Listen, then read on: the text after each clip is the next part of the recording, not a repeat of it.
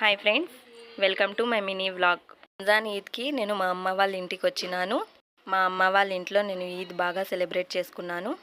Eid special మా అక్క restaurant స్టైల్లో చికెన్ దమ్ బిర్యానీ చేసింది. చాలా సూపర్గా టేస్ట్గా ఉంది ఫ్రెండ్స్. మేమైతే బాగా ఇష్టపడి తిన్నాము. దాంట్లోకి దాల్చా, పెరుగు పచ్చడి, చికెన్ కబాబ్, షీర్ ఖుర్మా, అలాగే తాగడానికి కూల్ డ్రింక్స్.